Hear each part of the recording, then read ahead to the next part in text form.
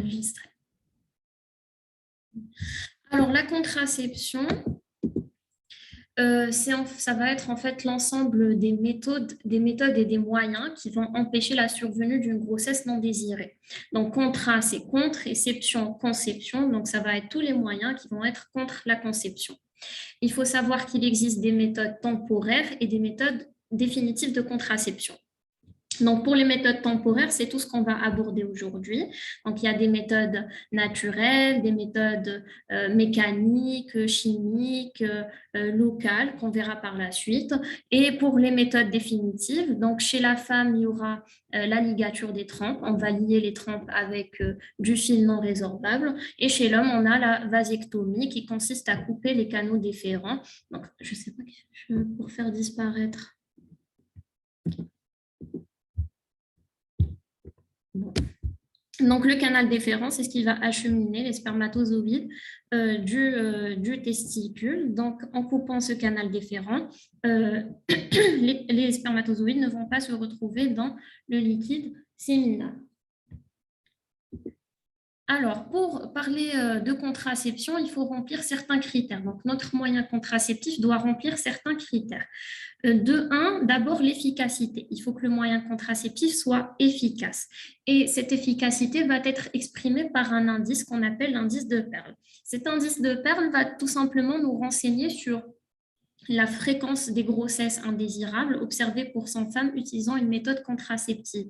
Ça veut dire tout simplement le nombre de grossesses accidentelles qui vont être observées chez des femmes qui utilisent un moyen contraceptif donné. Donc, c'est le nombre de grossesses accidentelles qu'on va diviser par le nombre de mois d'utilisation fois 1200, tout simplement fois 100, donc chez 100 femmes qui utilisent ce moyen contraceptif, fois 12, donc en une année, et c'est pour ça qu'on aura un indice de perle en fait en pourcentage année-femme. Et plus cet indice de perle va être élevé, moins bonne sera l'efficacité. Plus il sera faible, plus bonne sera l'efficacité. Donc ça, c'est le premier critère. Il faut que le moyen contraceptif soit efficace. Et puis, l'innocuité. Alors, l'innocuité, ça veut dire quoi? Tout simplement, ça veut dire que les effets doivent être tolérables. Donc, on ne va pas utiliser un moyen contraceptif qui va donner des complications à court terme ou à long terme chez la patiente. Et puis, les effets secondaires doivent être tolérables et peu fréquents. Et aussi sans risque sur la fécondité ultérieure, parce que regardez bien, le troisième critère, c'est la réversibilité. Vous ne voyez pas mon écran tout, vous voyez mon écran, je suis en partage. Oui, oui. Ah, d'accord. Donc, la réversibilité, c'est le troisième critère. C'est à l'arrêt de ce moyen contraceptif, la patiente doit reprendre sa fécondité ultérieure, donc sans effet sur la fécondité. Il existe encore deux critères à remplir. Donc, déjà, il y a l'acceptabilité par la patiente et par le couple, selon les valeurs morales, les valeurs religieuses du couple et surtout par la simplicité d'utilisation. Donc, plus un moyen est simple à utiliser, plus il va être accepté par la patiente. Et puis, bien sûr, le coût faible pour que ça soit accessible à tout le monde. Donc, pour les moyens contraceptifs qu'on a, il faut savoir qu'on a une contraception qu'on dit hormonale, à base d'hormones, et une contraception non hormonale. Il y a la mécanique, il y a la chimie que je n'ai pas citée ici, et il y a également les méthodes naturelles. Donc, pour les méthodes hormonales, elles vont utiliser des hormones, donc œstrogène et progestérone, soit les deux combinés, donc ça va être œstroprogestatif, soit uniquement des progestatifs. Dans la contraception hormonale, il y a de la contraception qui se prend par voie orale. Donc, on aura la pilule œstroprogestative, donc c'est les deux hormones, et il y a la pilule progestative uniquement de la progestérone. De la contraception qui se prend par voie non orale, il y a par exemple l'implant sous-cutané, les injectables, le dispositif hormonal. Ils sont faits à base de progestatifs et l'anneau vaginal et les patchs qui sont composés d'hormones œstroprogestatives. Les méthodes mécaniques, on a le préservatif, le diaphragme et le dispositif non hormonal, le DE non hormonal. Il existe également des méthodes chimiques Donc, c'est les spermicides qui sont souvent utilisés avec le diaphragme parce qu'on verra par la suite, il a un mauvais indice de Pearl. Pour augmenter un petit peu son efficacité, on va l'associer aux spermicides et il existe des méthodes naturelles, on en parlera un petit peu par la suite. Donc, on commence par la contraception hormonale. Donc, je vous ai dit, dans la contraception hormonale, soit on utilise les deux hormones, donc œstrogène et progestérone, soit uniquement de la progestérone. Et là, on va parler en 1 de la contraception œstroprogestative, donc tous les moyens qui contiennent les deux hormones en même temps, œstrogène et progestérone. On commence par la pilule œstroprogestative. Donc, la pilule œstroprogestative qu'on connaît tous, c'est classiquement le premier moyen contraceptif qui est utilisé par la femme jeune, nullipare. Déjà, en raison de sa bonne efficacité, il a un bon indice de Pearl de 0,3% et également parce qu'il a d'autres effets bénéfiques non contraceptifs. Donc, cette pilule, elle va régulariser le cycle chez une femme qui présente des troubles du cycle. Elle va diminuer le flux sanguin chez des femmes qui présentent des ménorrhagies. Elle va également traiter les dysménorrhées et traiter l'acné. Donc, elle a d'autres effets bénéfiques. Une pilule œstroprogestative est composée d'un œstrogène de synthèse, donc ce n'est pas de l'œstrogène naturel, c'est de l'œstrogène de synthèse qu'on appelle l'éthényl-œstradiol, à des doses différentes, on verra par la suite, et de la progestérone de synthèse qu'on appelle la P5. Alors la naturelle, c'est la P4, la progestérone de synthèse, on l'appelle la P5. Pour essayer de comprendre un petit peu le mécanisme d'action de cette pilule œstroprogestative, on va refaire le cycle normal chez une femme qui ne prend aucun moyen contraceptif hormonal. Alors ici, nous avons un cycle de 28 jours. On a les deux hormones féminines, donc on a l'œstrogène et la progestérone. Alors l'œstrogène, c'est l'hormone qui va permettre la prolifération endométriale, qui va permettre la formation d'une glaire qui est filante, qui est favorable à la fécondation par l'endocole. Et la progestérone, au contraire, va rendre l'endomètre fin, impropre à l'anidation, et elle va épaissir la glaire, elle va l'acidifier et la rendre hostile aux spermatozoïdes. Donc, sur ce cycle de 28 jours, on a les hormones ovariennes et on a également les hormones hypophysaires, donc les gonadotrophines, FSH et LH. Alors, qu'est-ce qui se passe? En début de cycle, on a un taux qui est faible d'œstrogène. Et ce taux faible d'œstradiol, par feedback positif au niveau hypophysaire, va stimuler la sécrétion de FSH. Cette FSH, c'est l'hormone folliculostimulante. Donc, elle va stimuler la maturation folliculaire et puis elle va stimuler les cellules de la thèque interne et de la granulosa pour sécréter de l'œstradiol. Et ceci durant la première phase du cycle. Donc, c'est ce qu'on appelle la phase folliculaire. Vers J12 à peu près, ce follicule préovulatoire va sécréter des taux très élevés d'œstradiol et en dépassant un certain seuil, ce taux élevé d'œstradiol va exercer un feedback positif sur l'hypophyse et va provoquer un pic de LH vers J13. Ce pic de LH va déclencher l'ovulation. Donc, on aura un follicule rompu avec libération de l'ovocyte. Ce follicule rompu va devenir corps jaune et ce corps jaune va sécréter la progestérone ainsi que l'œstrogène durant la deuxième phase du cycle. Donc, voilà ce qui se passe un petit peu à l'état normal. Maintenant, lorsqu'on donne une pilule œstroprogestative, qu'est-ce qui se passe? On va donner les deux hormones, donc œstrogène et progestérone, dès le début du cycle, c'est-à-dire dès le premier jour des règles. Et si on donne des doses élevées d'hormones dès le premier jour, par feedback négatif sur le complexe hypothalamo-hypophysaire, on n'aura pas de FSH et pas de LH. Donc, pas de FSH, pas de maturation folliculaire, pas de LH, pas d'ovulation. Et qui dit pas d'ovulation, donc pas de fécondation.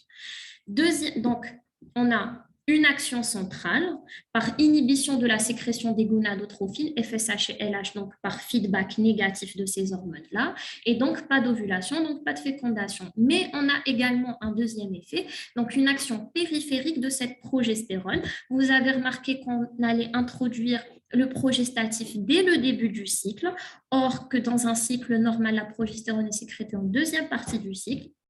Et cette progestérone, je vous l'avais dit, elle va atrophier l'endomètre, elle va épaissir la glaire, donc elle va rendre l'utérus impropre à la nidation et épaissir la glaire, la rendant hostile aux spermatozoïdes. Donc on va avoir une double action, une action centrale et une action périphérique. Maintenant, pour cette pilule œstroprogestative, il faut savoir qu'il y en a deux. Il y a la pilule séquentielle qu'on n'utilise plus et il y a la pilule combinée, c'est ce qu'on utilise tout le temps comme moyen contraceptif. Donc, la pilule séquentielle, c'est quoi? Déjà, on va essayer de se rapprocher le plus d'un cycle naturel, c'est-à-dire qu'on va donner uniquement de l'œstrogène la première phase du cycle. Puis, la deuxième phase du cycle, on va introduire les deux hormones, comme dans un cycle normal.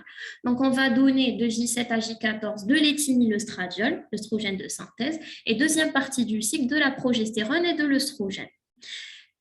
Alors, donc vous le remarquez, il n'y aura pas cette progestérone en première phase du cycle, donc elle ne va pas avoir cet effet périphérique rendant l'utérus impropre à la nidation et tout ça, mais on aura des doses élevées d'éthényl-estradiol qui vont exercer un feedback négatif sur le complexe hypothalamo-hypophysaire et donc on aura un effet central uniquement. Il n'y a pas cette progestérone qui va agir au niveau périphérique en première phase du cycle. Et puis, ce qu'il faut savoir pour cette pilule séquentielle, c'est qu'elle contient des doses très élevées d'éthényl-estradiol. Et il faut savoir également que lorsqu'on donne une seule hormone, donc on va créer un déséquilibre, on va donner que de l'œstrogène, le risque, c'est quoi? C'est d'induire des cancers hormonodépendants. Donc, on peut avoir un cancer du sein, un cancer de l'endomètre. Néanmoins, cette pilule séquentielle a été utilisée dans le post-abortum parce que tout simplement après un curetage, donc on va enlever cet endomètre et par la suite, on aura le risque, c'est la formation de synéchie et donc risque de stérilité par la suite. Donc, on a besoin d'une pilule.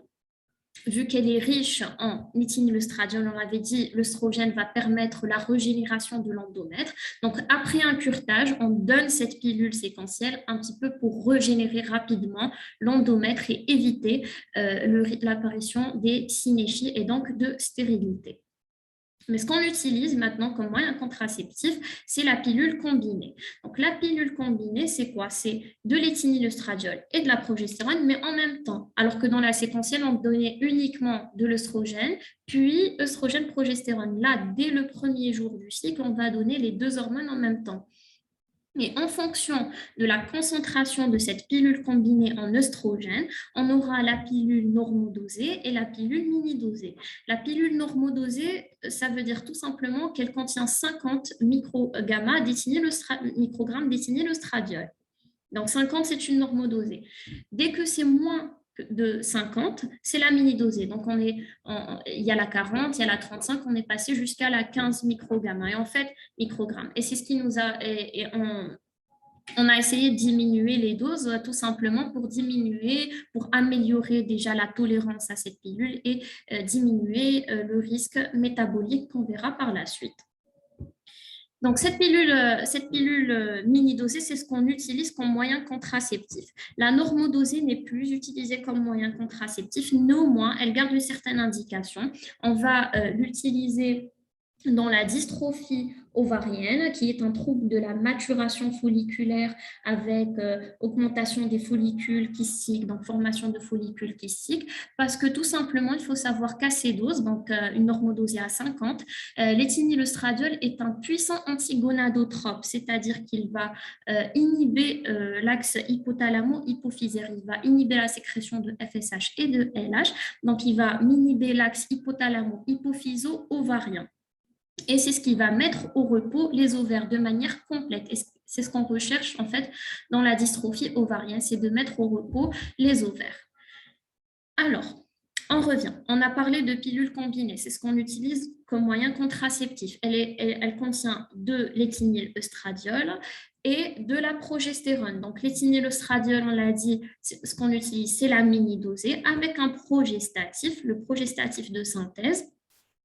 Ce qu'on utilisait un progestatif de première génération. Et puis, on a remarqué qu'il provoquait beaucoup d'effets androgéniques, donc hirsutisme et acné, parce qu'il faut savoir que ce progestatif de synthèse, on l'obtient à partir du noyau testostérone. Et puis, du coup, on est passé aux deuxième génération, telles que le lévonorgestrel, et puis aux troisième génération, telles que le désogestrel, quatrième et autres. Plus on avançait dans les générations, meilleure était l'efficacité. Donc, on avait un plus puissant effet antigonadotrope et moindre d'effet androgénique. Donc voilà. Ce qu'il faut savoir également, c'est qu'il existe des pilules monophasiques, des pilules biphasiques et triphasiques. Donc monophasique, durant toute la plaquette, vous allez avoir la même dose d'éthinoestradiol et de progestatif. Biphasique, la deuxième partie de la plaquette contient des doses plus élevées en deux hormones, donc en éthinoestradiol et en progestatif. Et triphasique, c'est 3 doses successives qui sont différentes. Alors, parlons un petit peu des contre-indications qu'il faut connaître, qu'il faudra rechercher impérativement à l'interrogatoire. Il faudra réaliser un interrogatoire minutieux pour prescrire cette pilule œstroprogestative. Donc, il faudra rechercher les antécédents déjà personnels de thrombose artérielle ou veineuse, un antécédent d'AVC, un antécédent d'IDM, d'embolie pulmonaire. Tout ça, ça va contre-indiquer. Ou alors des antécédents familiaux au premier degré de thrombose artérielle ou veineuse, encore une fois. Dans ce cas-là, on va soupçonner une thrombophilie familiale. Des antécédents d'AIT, alors il faut rechercher ça. Les accidents oculaires sont assez fréquents et on ne s'en soucie pas vraiment, mais c'est important. Ça peut être un antécédent d'AIT, ça contre-indique. Les coagulopathies, donc la résistance à la protéine C, à la protéine S, le déficit en antithrombine 3, le déficit en facteur 5 de l'IEDEN, il faudra les rechercher. Les facteurs de risque de thrombose artérielle. Donc, si c'est une patiente qui est déjà obèse, hypertendue, diabétique, c'est des facteurs de thrombose artérielle qui vont contre-indiquer. Donc, le diabète déséquilibré. La dyslipidémie sévère, déjà de base, elle est une contre-indication à elle seule, la dyslipidémie. On verra pourquoi. Il y a la migraine avec aura, et j'insiste sur le fait qu'elle soit avec aura, donc qu'elle s'accompagne de troubles neurologiques. Les antécédents de cancer hormonodépendant, donc tout ce qui est cancer hormonodépendant, sein, endomètre, ça va contre-indiquer toute contraception hormonale, qu'elle soit œstroprogestative ou progestative. La grossesse également, du fait déjà du risque abortif de la pilule et également du risque tératogène, et l'insuffisance hépatique, donc toute pathologie hépatique assez grave et insuffisance hépatique. Voilà un peu pour les contre-indications. Maintenant, parlons des effets de cette pilule œstroprogestative. On aura une modification minime du métabolisme glucidique. Une pilule ne va pas provoquer un diabète. On aura par contre des modifications du métabolisme lipidique. Donc, c'est pour ça que c'est contre-indiqué dans les dyslipidémies. Elle va provoquer des hypertriglycéridémies et tout ça. Elle provoque des états d'hypercoagulabilité. C'est pour ça que c'est contre-indiqué dans les coagulopathies. Elle donne des saignements intermenstruels, on aura des spottings, des effets secondaires à type de baisse de la libido, des céphalées, lourdeur des jambes. Alors, pour l'effet de la pilule œstroprogestative sur les cancers, déjà sur le cancer de l'endomètre et de l'ovaire, elle va diminuer le risque. Pour le cancer du col, elle va augmenter le risque parce qu'elle va rendre un petit peu l'environnement favorable au développement de l'HPV. Pour le cancer du sein, c'est controversé, mais le plus souvent, on parle d'augmentation légère du risque du cancer du sein. Donc, voilà un petit peu pour les effets de cette contraception œstroprogestative. Ce qu'il faut savoir également, c'est qu'il existe des interactions avec d'autres médicaments. Donc, si vous prenez la pilule œstroprogestative, on doit tenir au courant la patiente sur certaines interactions. C'est ce qu'on appelle les inducteurs enzymatiques. Donc, ils vont accélérer la dégradation hépatique de cette pilule, la rendant inactive. Il y a les antiépileptiques. comme le phénobarbital, phénitoïne, carbamazépine. Il y a les antituberculeux, la rifampicine, également l'isoniazide, les antiviraux du sida, comme l'indinavir, ritonavir et tout ça. Il existe également certaines phytothérapies qui interagissent. Il y a on parle de tisane de millepertuis, c'est une plante qui va être utilisée en cas de dépression, donc qui interagit également avec la pilule et qui va la rendre inactive. Pour la prise, donc comment on va prendre cette pilule? Tout simplement, donc la patiente va prendre 21 jours avec arrêt de 7 jours. Donc, elle prend une plaquette de 21 jours avec arrêt de 5 jours sans tenir compte du moment de la survenue des règles. Et en fait, ce schéma, il a pour but de réaliser des cycles artificiels de 28 jours avec une hémorragie de privation qui vont être en fait de fausses règles, ce n'est pas des vraies règles, qui sont dues à la chute brutale des hormones. Donc, vous allez trouver des plaquettes qui contiennent 28 jours avec un placebo de 7 jours. Donc, ça revient également tout à fait à la même chose. C'est juste un placebo qui va être pris pendant les 7 derniers jours. Donc voilà, prise de 21 jours avec arrêt de 7 jours pour déclencher l'hémorragie de privation. Maintenant, que faire en cas d'oubli? C'est fréquent. Donc déjà, il faut savoir que la tolérance à l'oubli pour une pilule œstroprogestative, elle est de 12 heures. Donc si vous oubliez votre pilule de moins de 12 heures, vous vous rendez compte que vous avez oublié un comprimé, mais moins de 12 heures. Là, il n'y a pas de souci. Dès le constat de l'oubli, vous reprenez le comprimé et vous continuez votre plaquette normale. Donc vous êtes toujours protégé. Du coup, vous pouvez prendre 2 pilules en une journée. C'est permis. Par contre, si l'oubli est de plus de 12 heures, là, il y a un risque. Là, il y a un risque et du coup, il faut prendre immédiatement le comprimé oublié, puis continuer la plaquette en associant une contraception locale pendant 7 jours. Il faut se protéger 7 jours après l'oubli et il faut savoir que lorsque les oublis sont plus proches de la semaine d'interruption, la semaine d'arrêt de 7 jours, plus le risque d'ovulation est élevé. Donc, en fait, lorsqu'on oublie la pilule, le risque, c'est que la femme ovule et puis après, il y ait fécondation. Donc, si on a un oubli sur les 7 derniers comprimés, là, il faut enchaîner directement la plaquette suivante sans arrêter ces 7 jours-là. Donc, vous enchaînez directement la prochaine plaquette parce qu'il y a un risque de tomber enceinte. Et bien sûr, vous continuez toujours à utiliser votre contraception locale pendant 7 jours. La surveillance maintenant. Donc, vous avez prescrit votre pilule œstroprogestative, vous avez fait un interrogatoire minutieux et tout ça. Il n'y a pas de contre-indication. Vous avez prescrit la pilule. Après, vous refaites à 3-6 mois un bilan avec un bilan lipidique, une glycémie H1. Si tout est normal, il n'y a pas d'intérêt à faire des surveillances trop fréquentes. Donc, vous enchaînez sur un bilan chaque 5 ans. Donc, voilà un petit peu pour la pilule œstroprogestative. Ça se prend par voie orale. On a parlé un petit peu des contre-indications, des effets, quoi faire en cas d'oubli. Maintenant, les autres moyens contraceptifs à base de pilule œstroprogestative, il y a le patch contraceptif à base d'œstroprogestatif. Donc, le patch contraceptif va associer, encore une fois, de l'éthényl-œstradiol avec un progestatif de 3e génération à diffusion transdermique. Ça va être un patch que vous allez mettre en place. Il contient, encore une fois, les 2 hormones, œstrogène et progestérone. Il a un bon indice de perte de 0,3 comme les autres parce que c'est toujours le même type de contraception, donc c'est œstroprogestatif. Donc, vous mettez un patch par semaine pendant 3 semaines, vous enlevez la 4e semaine, encore une fois, pour déclencher cette hémorragie de privation, donc les fausses règles.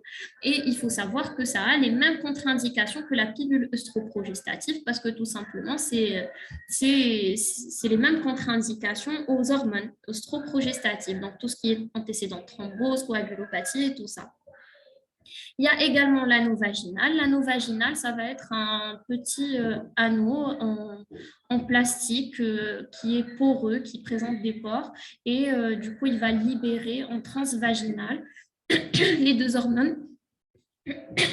Il a un bon indice de perle également, donc de 0,3. Pardon. Donc, on va mettre en place l'anneau le premier jour des règles. Et on va le garder pendant 3 semaines. On enlève la 4e, encore une fois, pour déclencher l'hémorragie de privation. Mais il faut savoir qu'il a une efficacité qui est uniquement de 3 semaines. Donc, même si vous dépassez, il ne va pas agir plus longtemps. En fait, le but de cet anneau vaginal et même de ce patch contraceptif, c'est d'assurer une meilleure observance parce que les patients ont souvent tendance à oublier leur pilule. Donc, en mettant un anneau vaginal, ça donne une meilleure observance du moyen contraceptif. Et encore une fois, ça a les mêmes contre-indications que la pilule œstroprogestative. Donc, voilà un petit peu pour les moyens contraceptifs qui contiennent et de l'œstrogène et de la progestérone. Donc, la pilule, l'anneau vaginal et le patch. Maintenant, on passe à la contraception progestative, donc qui contient uniquement de la progestérone. Et là, on commence avec la pilule progestative. Donc, pour la pilule progestative, encore une fois, c'est la même chose, ça se prend par voie orale. Et encore une fois, il va y avoir la normodosée et la microdosée. Donc, la normodosée, c'est les macroprogestatifs. Donc, macroprogestatifs, type orgamétrie, luténil, surgestone, ils ne nous intéressent pas beaucoup, tout simplement parce qu'ils n'ont pas l'autorisation de mise sur le marché comme contraceptif. Excusez-moi un instant, juste je ferme la porte.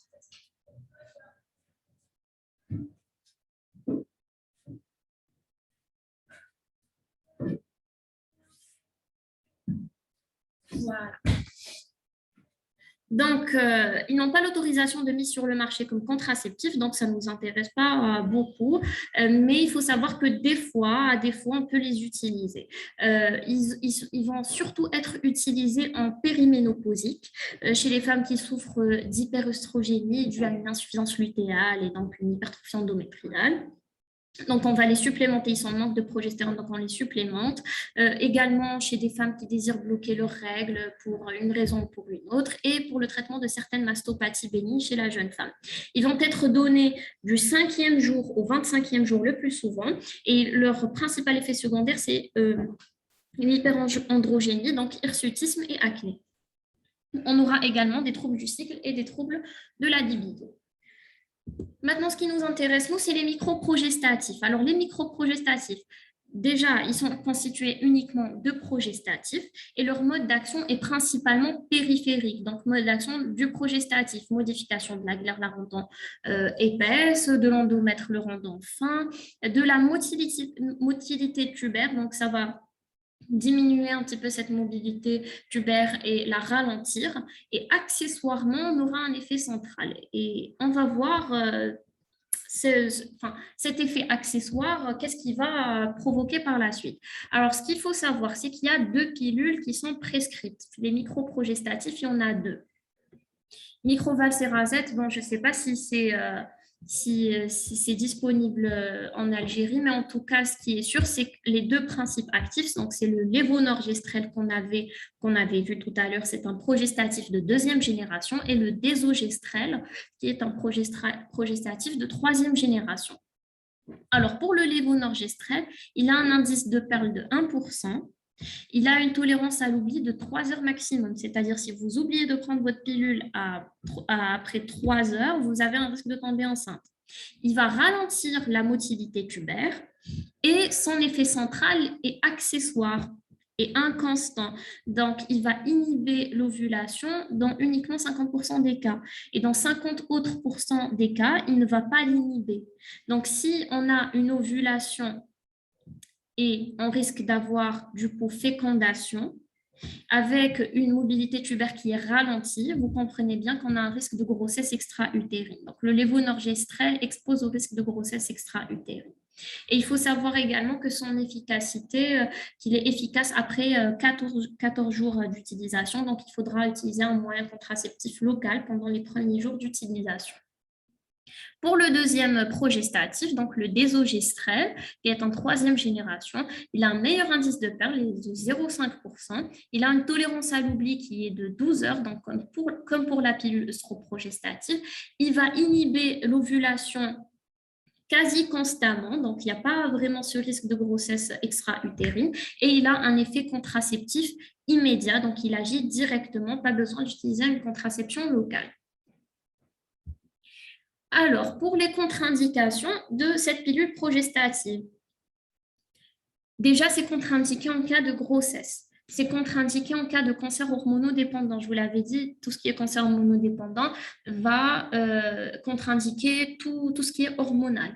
La cytolyse hépatique en cours, et j'insiste sur le fait qu'elle soit en cours, et la thrombose en cours par précaution. Donc, la pilule progestative n'a pas de contre-indication métabolique comme pour la pilule œstroprogestative, mais par précaution, lorsque c'est une thrombose en cours et non pas un antécédent de thrombose, on évite ça, on met ça comme une contre-indication. Mais sinon, antécédent de thrombose n'est pas une contre-indication.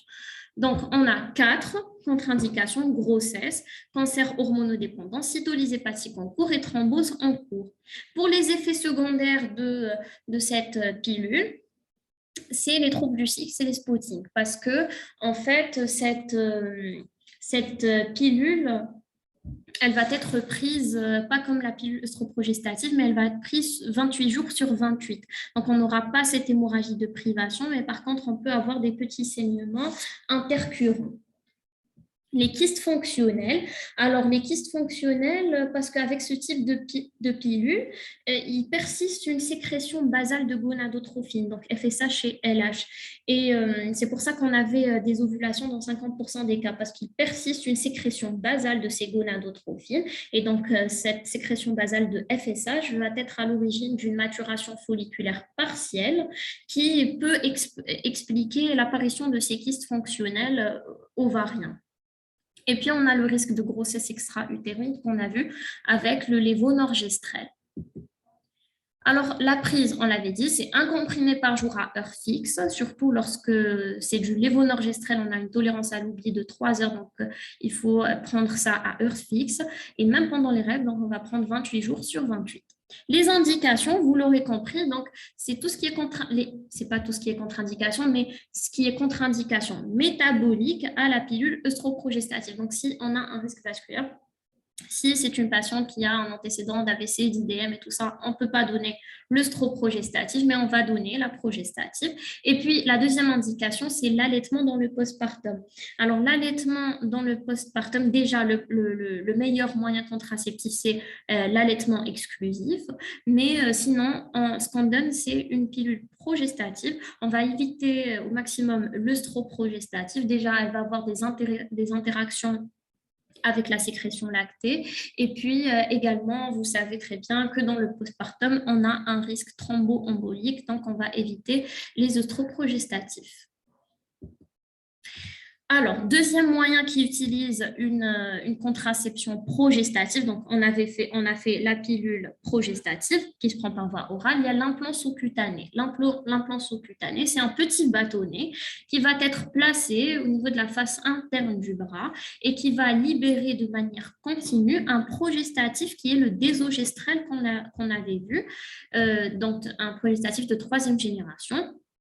Il va être placé entre le 1er et le 5e jour du cycle et il va agir pendant 3 ans. Donc déjà, il a une efficacité immédiate dès que vous le placez.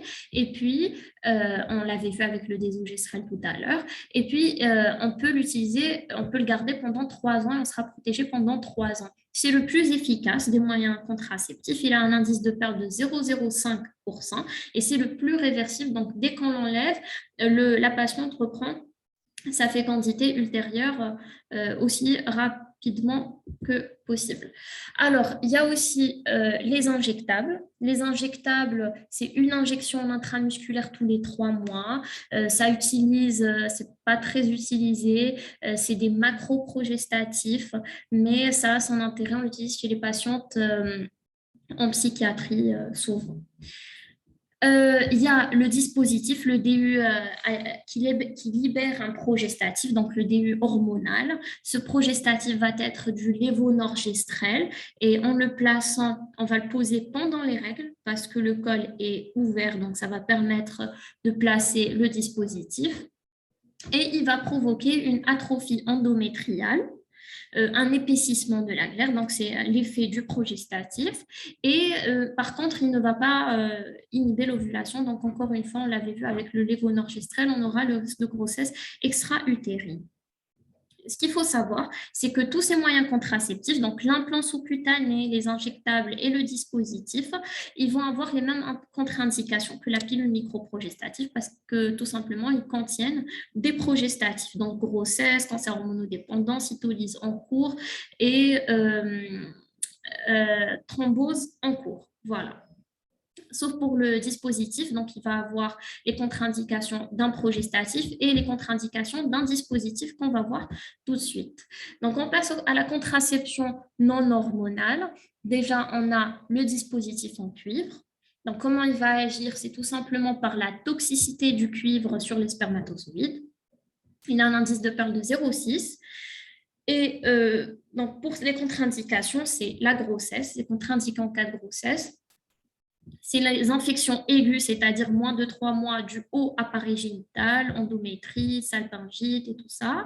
Les malformations utérines majeures parce qu'elles vont gêner le placement du dispositif. Maladie de Wilson pour le cuivre. Alors, le risque avec un dispositif intra-utérin, il y a 3 risques. Il y a le risque d'expulsion, il y a le risque de migration du dispositif et le risque d'infection à Actinomyces israeli, qui est une infection spécifique du dispositif. Donc voilà, toujours dans la contraception non hormonale, il y a le préservatif, donc c'est un moyen mécanique, il a un indice de Pearl qui est élevé, qui est quand même de 2%, et il faut savoir que c'est le seul moyen de prévention contre les infections sexuellement transmissibles. Il y a également le diaphragme. Donc le diaphragme, ça va être ce dispositif-là en silicone qui va être placé dans le vagin, qui va obstruer l'orifice cervical externe. Il ne va pas permettre aux spermatozoïdes de remonter. Il faut savoir qu'il a une efficacité médiocre. Le plus souvent, il va être associé au spermicide pour augmenter un petit peu son indice de Pearl et pour améliorer l'indice de Pearl. Et il faut également savoir qu'il ne prévient pas contre les IST. Donc, pour la contraception chimique, on a les spermicides, il y a les crèmes, il y a les ovules, il y a les éponges et je l'avais dit, il est souvent couplé au diaphragme et il est inactivé par le savon. Après, il y a des méthodes naturelles. Alors, les méthodes naturelles, elles ne sont pas très précises, elles ont une efficacité qui est assez médiocre. Donc, il y a d'abord le retrait, donc c'est le coït interrompu. Il y a l'abstinence du premier jour des règles jusqu'au 3e jour du plateau thermique en prenant la température. Donc, dans la phase folliculaire, c'est une température qui est inférieure à 37. Après l'ovulation, ça monte au-dessus de 37, donc abstinence du premier jour des règles au 3e jour du plateau. Il y a la méthode d'Ugino-Knaus, c'est une abstinence de J7 à J21.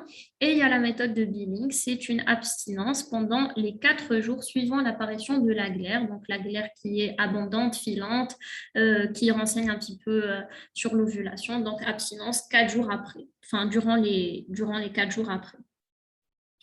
Un petit mot sur la contraception d'urgence. Donc, la contraception d'urgence, c'est une contraception de rattrapage après un rapport qui est possiblement fécondant. Et plus vous la prenez tôt, plus c'est mieux, mais elle peut être donnée dans les 72 heures jusqu'à 5 jours pour d'autres moyens contraceptifs. Donc, il y a le Norlevo, c'est le lévonorgestrel qu'on avait vu. Il faut savoir que cette contraception d'urgence, on ne peut pas la prendre comme méthode contraceptive de tous les jours parce que c'est des doses qui sont très élevées. Donc, le progestatif qui va déjà inhiber l'ovulation, qui va surtout rendre l'endomètre impropre à l'anidation. Donc, même s'il y a fécondation, il n'y aura pas nidation. Il y a l'Elaone. L'Elaone, c'est un modulateur sélectif à la progestérone. Disons, il a un effet anti-progestérone, mais son principal effet, c'est d'inhiber l'ovulation ou de la retarder au maximum tout le long de la durée de vie des spermatozoïdes dans le tract génital féminin. Et il y a le dispositif en cuivre qui peut également être utilisé comme contraception d'urgence du coup. Alors pour les LAON et dispositifs en cuivre, ils peuvent être utilisés jusqu'à 5 jours. Pour le Norlevo, c'est 72 heures. Et pour le dispositif en cuivre, après l'avoir utilisé comme contraception d'urgence, on peut le laisser comme contraception définitive. Et il faut savoir que le dispositif, on peut l'utiliser jusqu'à 5 ans, voire même, il y en a qui parlent de 10 ans. Donc, on peut le laisser en place. Voilà un petit peu pour la contraception. Nous avons abordé les moyens contraceptifs féminins. J'espère que c'était assez... je vais juste arrêter le partage. Si je